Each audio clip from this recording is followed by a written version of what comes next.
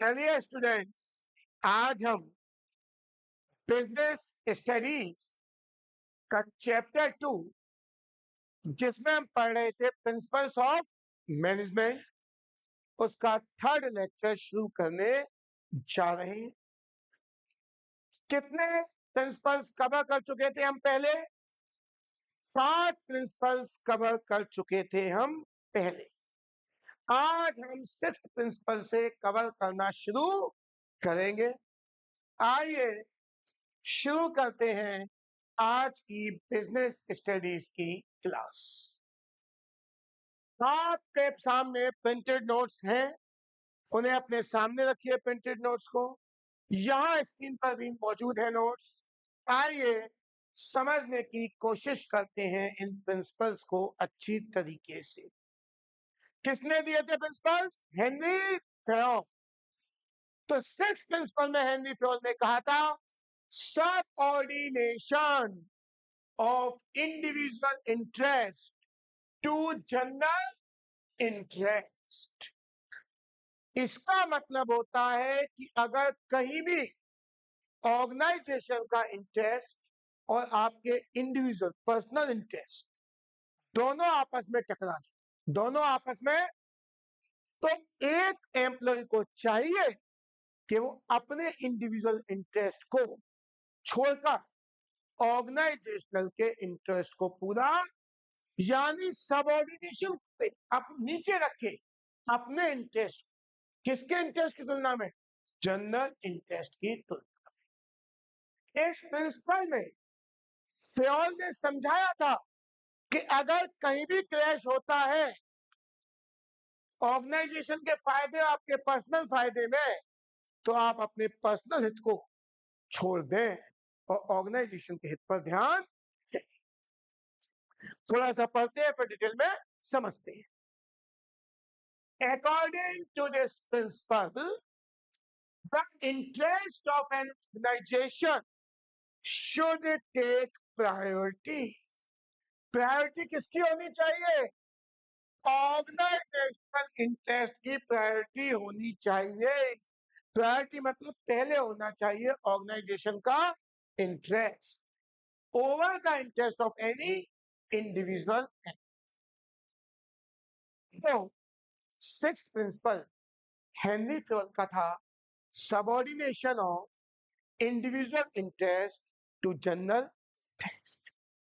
According to this principle, इस principal के हिसाब से हेनरी फेयोल ने कहा था that the interest of the organization should be given priority over the individual interest।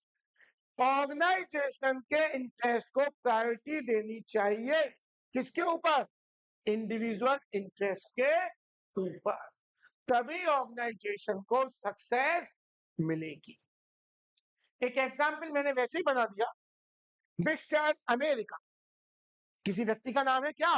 America ने स्टील परचेज करी कंपनी से, किसकी? हनुमान की कंपनी से। मिस्टर अमेरिका ने स्टील परचेज करी किसकी कंपनी से? हनुमान कौन था? हनुमान बेटा था किसका? मिस्टर अमेरिका किसी ऑर्गेनाइजेशन में काम करते थे। किसी ऑर्गेनाइजेशन में काम, तो ऑर्गेनाइजेशन को स्टील खरीदनी थी। क्या खरीदनी थी? उन्होंने कहा अरे भाई मेरे हाथ में पावर है खरीदने की, तो मैं तो स्टील किससे खरीदूंगा? अपने बेटे के यहाँ से खरीदूंगा। उसका बेटा स्टील बनाता था। बेटे का नाम क्या था? आप कुछ भी लिख दीजिए। हाँ, और कैसे खरीदी? महंगी। कैसे खरीदी? उन्होंने कहा मेरा क्या जा रहा है, पैसे कौन देगा? ऑर्गेनाइजेशन। फायदा किसको होगा? यानी उन्होंने क्या किया, ऑर्गेनाइजेशन के इंटरेस्ट को तो नीचे रख दिया, अपने पर्सनल इंटरेस्ट को, बेटे के इंटरेस्ट को ऊपर रख दिया। Then available in the, this is undesirable. ये अनडिजायरेबल है, ये वायलेशन है। क्या है? उल्लंघन है किसका? Subordination of individual interest over general.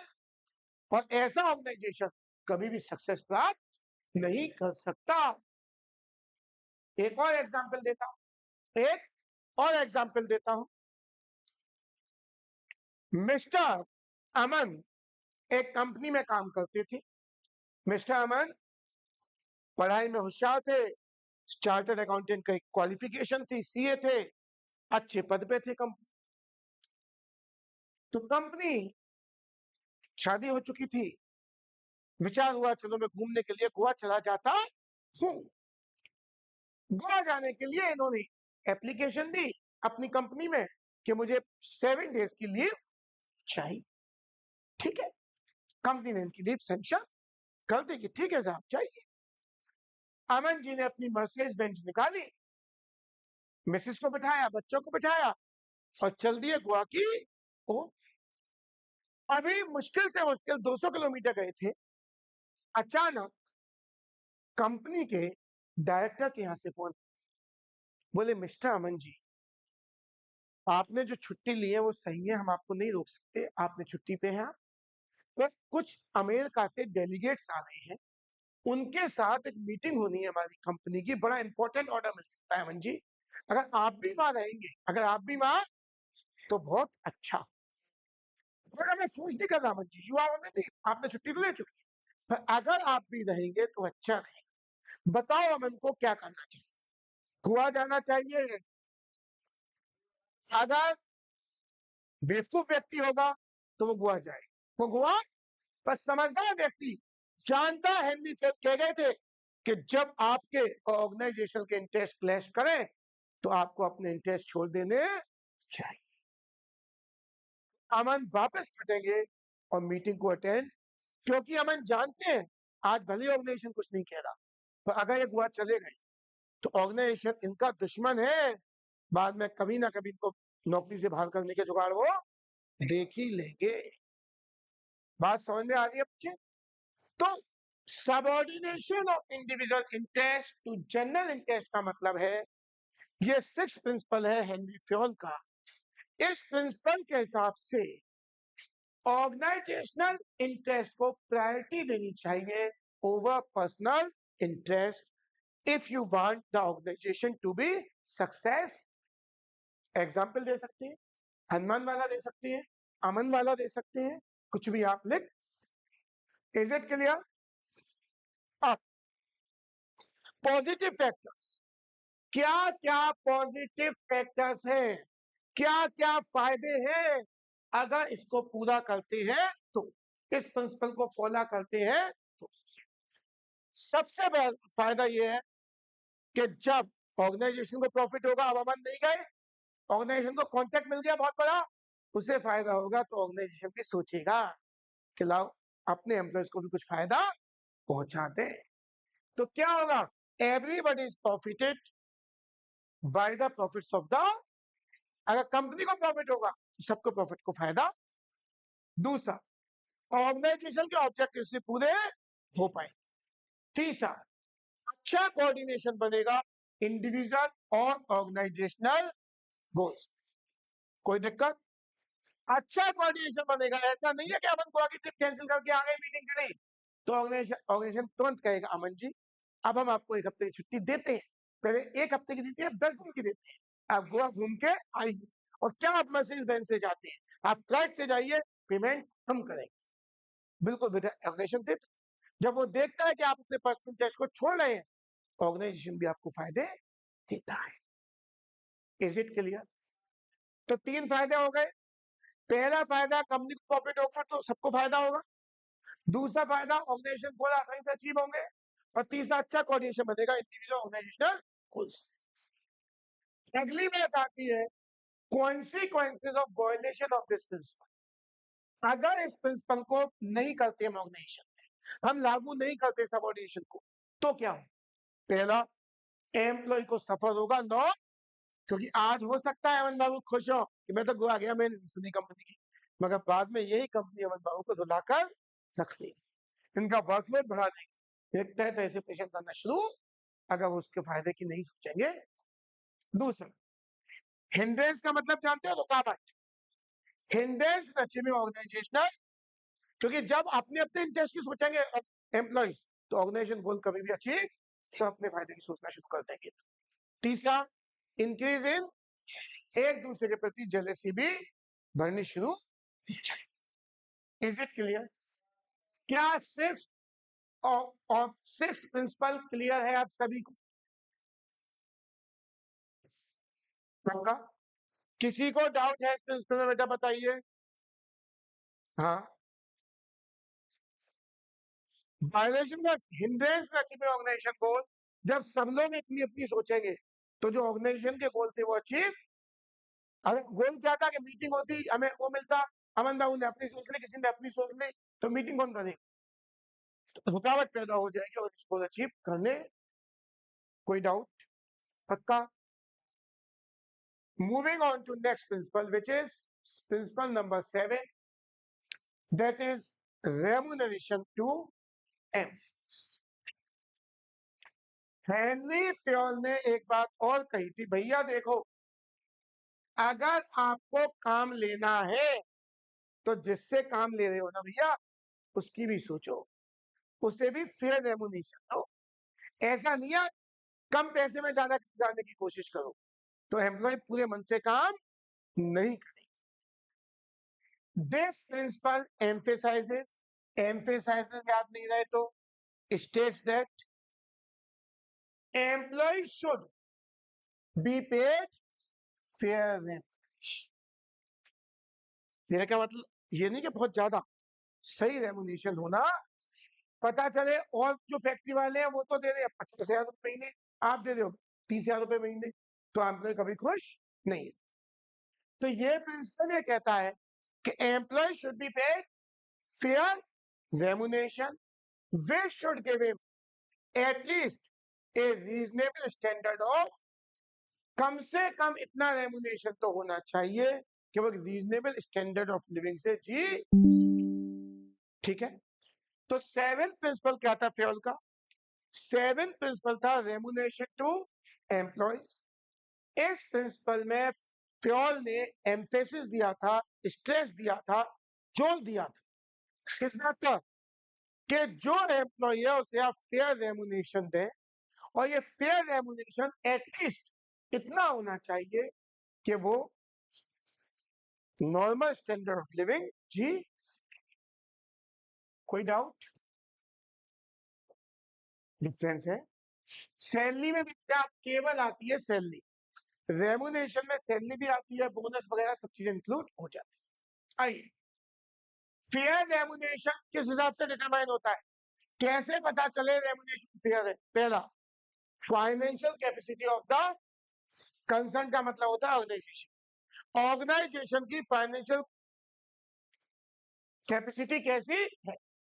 मान लो कि व्यक्ति रिलायंस में काम करता है, रिलायंस की अच्छी कैपेसिटी है, और एक व्यक्ति परचूनी की दुकान में काम करता है, तो परचूनी दुकान में काम करने वाले का रेम्यूनरेशन रिलायंस के बराबर नहीं। तो फेयर रेम्यूनरेशन किस बात पर क्या होता है? जो कंसर्न में वो काम कर रहा है उसकी कैपेसिटी कैसी। गवर्नमेंट मिनिमम वेज एक्ट बना रखा है, क्या बना रखा है?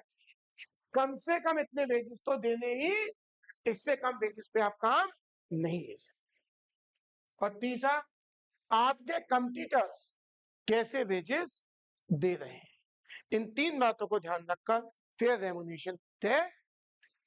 कौन सी तीन बात? फाइनेंशियल कैपेसिटी कैसी है आपके ऑर्गेनाइजेशन की, गवर्नमेंट के जो वेज एक्ट है उनको पूरा कर रहे हैं या नहीं, तो अपने कंपटीटर्स की रेम्यूनरेशन को ध्यान में रखते हुए आप फेयर रेम्यूनरेशन तय करते हैं। क्या क्लियर है ये? किसी को डाउट? दोबारा बताऊं, दोबारा। फायदे क्या होंगे अगर सही रेम्यूनरेशन मिलेगा? पहला फायदा, डेडिकेशन बढ़ेगा एम्प्लॉइज का, एम्प्लॉइज मेहनत से काम करेंगे, उन्हें लगेगा जो काम कर रहे हैं उसके हमें सही पैसा, अगर सही पैसा नहीं मिलेगा तो वो आफत टालेंगे। सेकंड, दो बच्चों के दिमाग में कुछ घूम रहा है, बैठे बैठे हंस रहे हैं, बैठे बैठे कौन हंसता है आप जानते हैं, बिना बात के जो हंसी उसे क्या कहते हैं? एम्प्लॉइज गेट मोटिवेटेड, एम्प्लॉइज का मोटिवेशन लेवल बढ़ जाता है, भाई सही पैसा मिल रहा है तो आदमी पूरी लगन से पूरी ताकत से काम करता है। तीसरा, डिक्लाइन इन, क्या मतलब होता है लेबर टर्नओवर रेट का?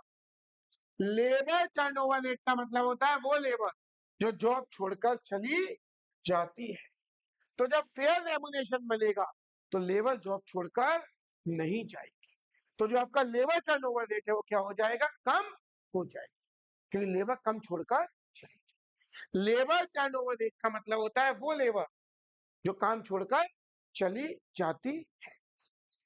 जब आप फेयर रेम्युनरेशन देंगे तो लेबर काम क्यों छोड़ेगी? Is it clear? कोई डाउट? नुकसान क्या होंगे बेटा? अगर फेयर रेम्युनरेशन दे रहे हैं, आप कम दे रहे हो, तो एम्प्लॉय क्या होगा, डिससेटिस्फाइड हो जाएगा, वो आपसे खुश जब रेम्युनरेशन नहीं मिलेगा तो।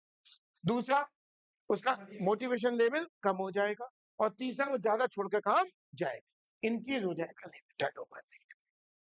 क्या आज के दोनों प्रिंसिपल आपकी समझ में आ गए हैं, या मैं एक बार फिर से बताऊं सर? मैं 2 मिनट के लिए रुक रहा हूं, पानी पी रहा हूं। आपके पास नोट्स मौजूद हैं, इन दोनों प्रिंसिपल को यहाँ तक पढ़ लीजिए, कोई भी डाउट है मुझसे दोबारा पूछ लीजिए। 2 मिनट के लिए मैं रुका हुआ हूँ, जल्दी से रीड कर लीजिए, कोई भी डाउट है मुझसे पूछ लीजिए।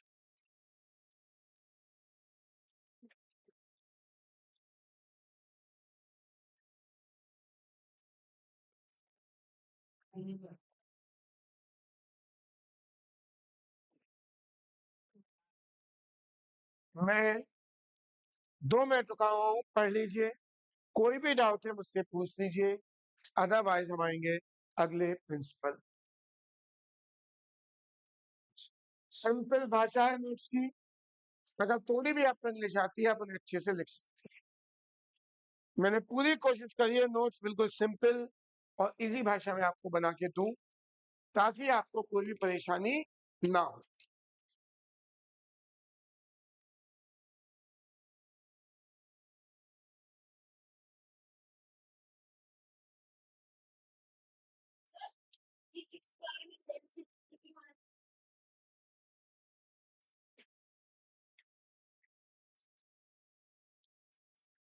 एक बच्ची ने डाउट पूछा कि अगर हम subordination of individual interest to general interest वाले प्रिंसिपल को लागू ना करें, इसको वॉयलेट, इसका उल्लंघन, तो जेलसी क्यों बढ़ेगी? बताइए कौन जवाब देगा? क्यों बढ़ेगी जेलसी लोगों में? बताइए।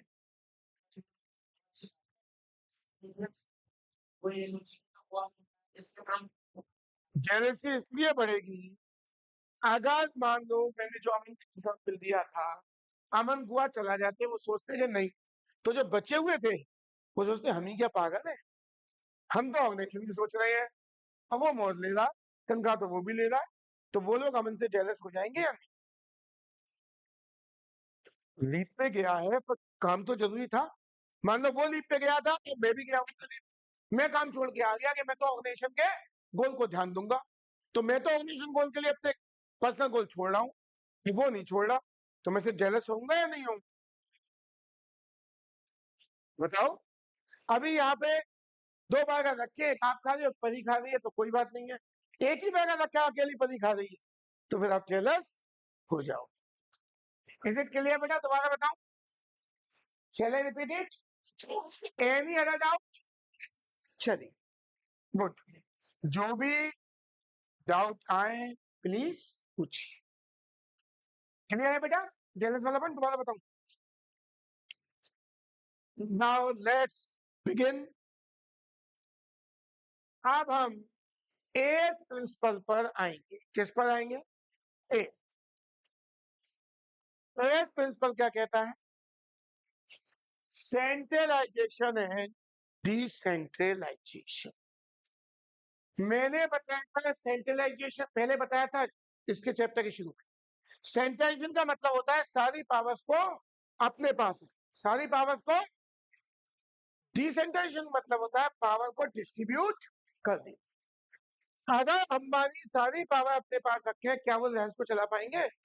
हर डिसीजन वो ही ना, तो ध्यान रखिए, टेलर ने कहा था 2 बातें आवश्यक हैं। ऑर्गेनाइज, सॉरी, एफडब्ल्यू टेलर तो नाम था, केवल टेलर से काम नहीं चलेगा। इंप्लाइड बात है, मैं टेलर बोल रहा हूँ, that is F W Taylor. FW Taylor थे, हेनरी फ्योल थे? Yes. Here I want to confuse you. It was not given by FW Taylor. It is given by FW Taylor ने साइंटिफिक प्रिंसिपल्स दिए थे जो हम आगे पढ़ेंगे।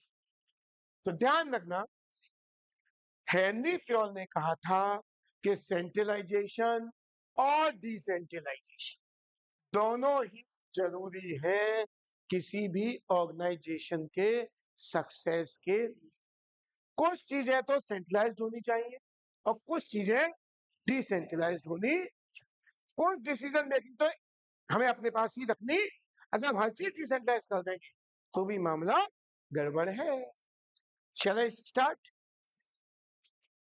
Centralization refers to concentration of power in few hands at the top level. बात समझ में आई? सेंट्रलाइजेशन का मतलब होता है पूरी की पूरी पावर टॉप मैनेजमेंट के कुछ लोगों के हाथ में ही, मिडिल लेवल और लोअर लेवल के पास कोई भी पावर डिस्ट्रीब्यूट नहीं। तो सेंट्रलाइजेशन मींस कंसंट्रेशन मतलब इकट्ठा होना, पूरी पावर इकट्ठी है केवल कुछ हैंड्स, केवल कुछ हैंड्स। डिसेंट्रलाइजेशन का मतलब क्या होता है? जो पावर है इवनली बराबर बराबर डिस्ट्रीब्यूटेड है एवरी लेवल ऑफ, कुछ टॉप मैनेजमेंट के पास है, कुछ मिडिल के पास है और कुछ लोअर के पास है। Is it clear? तो डेफिनेशन हो गई, सेंट्रलाइजेशन मींस इकट्ठा, कंसंट्रेशन, इकट्ठा होने वाला concentration of power in the hands of few top level functions. Decentralization means evenly distribution of power at various level of management. अब क्या कहा फ्योल ने? फ्योल ने कहा यह प्रिंसिपल क्या कहता है?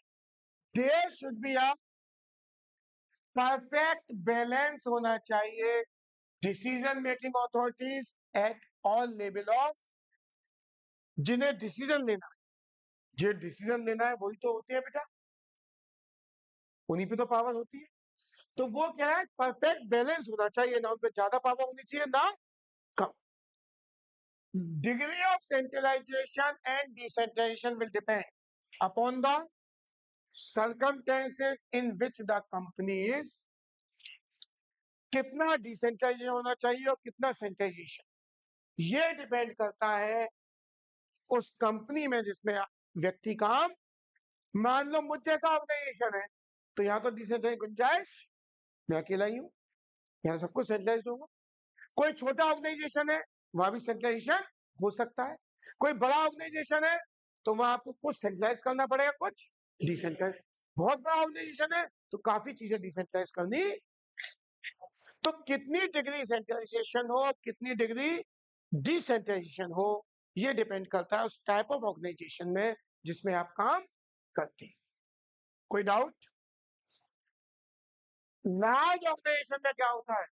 डिसेंट्रलाइजेशन ज्यादा, degree of decentralisation is more as compare to small organisations.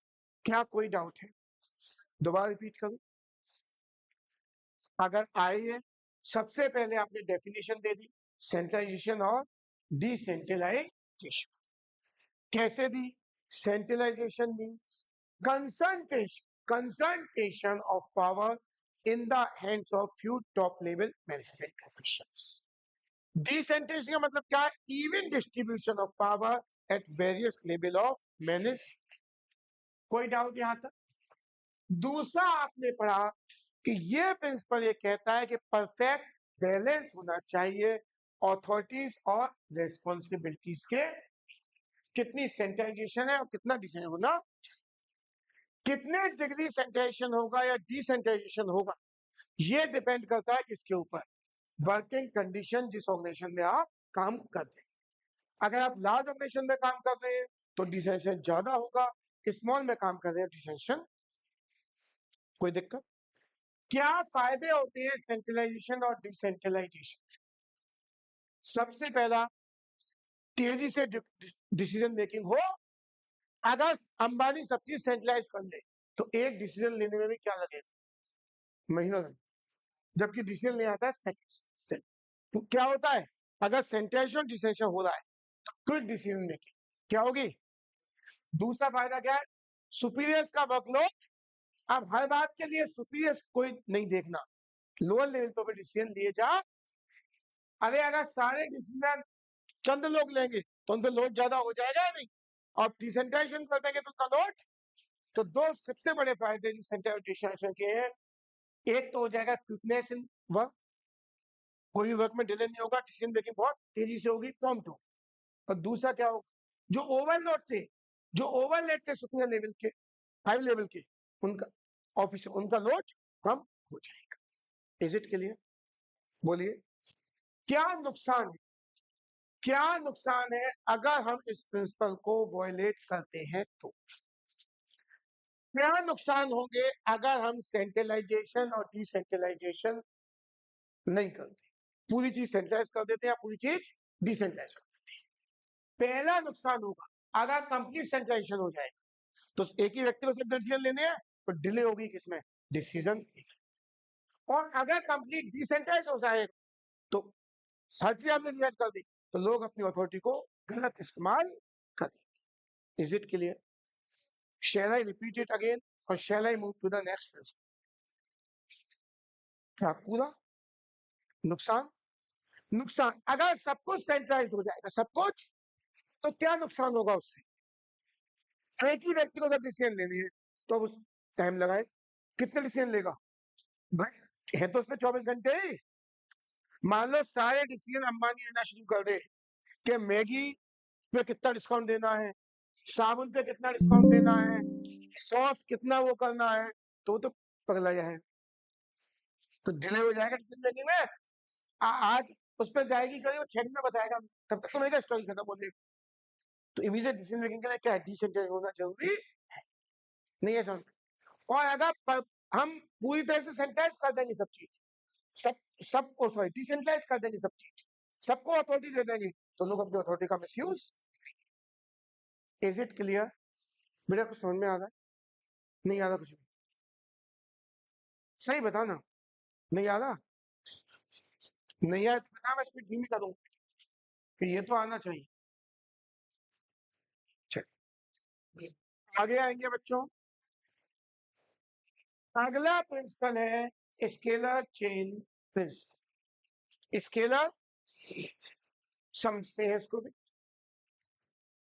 इसमें क्या किया, हेनरी फेयल भाई साहब ने कहा देखो भैया, ऑर्गेनाइजेशन की अगर सक्सेस चाहिए तो आप एक फॉर्मल रिलेशनशिप बनानी चाहिए। क्या बनानी चाहिए, जो टॉप से लोअर की तरफ जाए। जैसे यहाँ सबसे ऊपर कौन है, ये सबसे ऊपर है, इसका सबऑर्डिनेट बी है, इसका सबऑर्डिनेट सी है, डी है, ई है और एफ। ऐसे इधर भी इसके सबसे जी, ये सब इसके। उसने कहा कि एक फॉर्मल अथॉरिटी रिलेशनशिप होनी चाहिए। कैसी होनी चाहिए, जो टॉप लेवल से लोअर लेवल की तरफ जाए।